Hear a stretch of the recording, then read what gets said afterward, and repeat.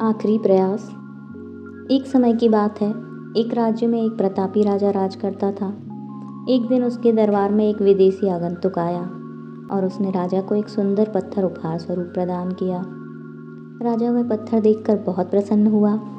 उसने उस राज्य में भगवान विष्णु की प्रतिमा का निर्माण कर उसे राज्य के मंदिर में स्थापित करने का निर्णय लिया और प्रतिमा निर्माण का कार्य राज्य के महामंत्री को सौंप दिया। महामंत्री गांव के सर्वश्रेष्ठ मूर्तिकार के पास गया और उसे वह पत्थर देते हुए बोला, महाराज, मंदिर में भगवान विष्णु की प्रतिमा स्थापित करना चाहते हैं। 7 दिवस के भीतर इस पत्थर से भगवान विष्णु की प्रतिमा तैयार कर राजमहल पहुंचा देना। इसके लिए तुम्हें 50 स्वर्ण मुद्राएं दी जाएंगी। 50 स्वर्ण मुद्राओं की बात सुनकर मूर्तिकार खुश हो गया और महामंत्री के जाने के उपरांत प्रतिमा का निर्माण कार्य प्रारंभ करने के उद्देश्य से उसने अपने औजार निकाल लिए। अपने औजारों में से उसने एक हथौड़ा लिया और पत्थर तोड़ने के लिए उस पर हथौड़े से वार करने लगा, किंतु पत्थर जस का तस रहा। मूर्तिकार ने हथौड़े के कई वार पत्थर पर किए, किंतु पत्थर नहीं टूटा। 50 बार प्रयास करने के उपरांत मूर्तिकार ने अंतिम बार प्रयास करने के उद्देश्य से हथौड़ा उठाया, किंतु यह सोचकर हथौड़े पर प्रहार करने के पूर्व ही उसने हाथ खींच लिया कि अब 50 बार वार करने से पत्थर नहीं टूटा तो अब क्या टूटेगा।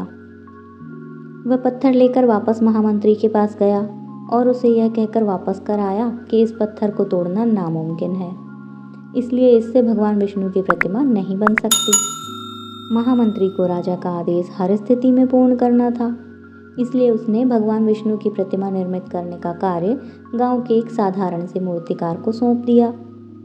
पत्थर लेकर मूर्तिकार ने महामंत्री के सामने ही उस पर हथौड़े से प्रहार किया और वह पत्थर एक बार में ही टूट गया। पत्थर टूटने के बाद मूर्तिकार प्रतिमा बनाने में जुट गया। इधर महामंत्री सोचने लगा कि काश पहले मूर्तिकार ने एक अंतिम प्रयास और किया होता तो सफल हो गया होता और 50 स्वर्ण मुद्राओं का हकदार वही बनता। दोस्तों, हम भी अपने जीवन में ऐसी ही परिस्थितियों से दो चार होते रहते हैं। कई बार किसी कार्य को करने के पूर्व या किसी समस्या के सामने आने पर उसका निराकरण करने के पूर्व ही हम हमारा आत्मविश्वास डगमगा देते हैं और हम प्रयास किए बिना ही हार मान लेते हैं। कई बार हम 1-2 प्रयास में असफलता मिलने पर आगे प्रयास करना छोड़ देते हैं, जबकि हो सकता है कि कुछ प्रयास और करने पर कार्य पूर्ण हो जाता या समस्या का समाधान हो जाता। यदि जीवन में सफलता प्राप्त करनी है तो बार बार असफल होने पर भी जब तक प्रयास करना नहीं छोड़ना चाहिए जब तक कि सफलता नहीं मिल जाती। क्या पता जिस प्रयास को करने के पूर्व हम हाथ खींच लें वही हमारा अंतिम प्रयास हो और उसमें हमें कामयाबी प्राप्त हो जाए।